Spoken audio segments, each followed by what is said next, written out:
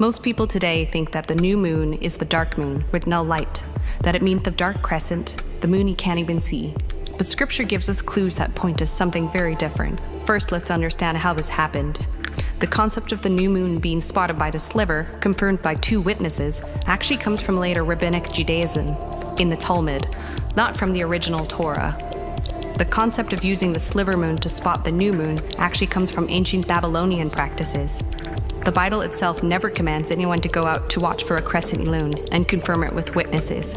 In fact, the Bible actually states in Psalms 81-3 to blow up the trumpet in the new moon in the time appointed on our solemn feast day. And interestingly, the Hebrew word used here is actually 𝒌𝒄𝒄𝒄, which means full moon. So the verse is literally saying, blow the trumpet at the full moon on the feast day.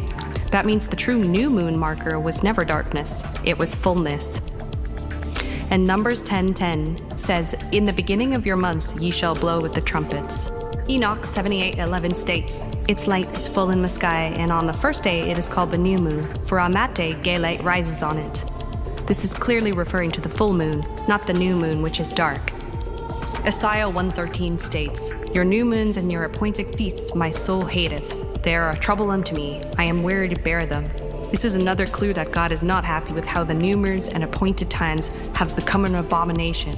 There's also a connection with the tomb, raising Lazarus from the dead, and the rapture, because remember, the Bible is an unfolding fractal that echoes with bits and pieces of smaller stories being revealed in the larger tapestry over time as we move through it as humans. And so which one is correct? Because we have the Hebrew, the Jubilee with its variations of 3 gap feast weeks or no gap weeks, yet the Julian calendar and our Gregorian calendar. It's just a mess, so instead of trying to find out which one is the true one, I'm just going to map them all onto the current timeline of watch dates.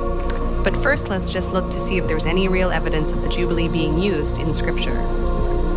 Well, there is, because the Jubilee calendar explains the 2-week dedication of Solomon's temple. Scholars have always been puzzled by the statement of the 2-week feast and dedication of Solomon's temple. It is stated that the Feast of Tabernacles was held for 2 weeks, which is never done on the Hebrew calendar. But it turns out it makes perfect sense if one is following the Jubilee calendar, because the end year feast is celebrated for 2 weeks in those years in which the leap week is added. Hence, the date of the dedication of the temple was not only Tabernacles on the Hebrew calendar, but also 𝑦𝒵 on the Jubilee calendar, almost like a double holy day in a sense.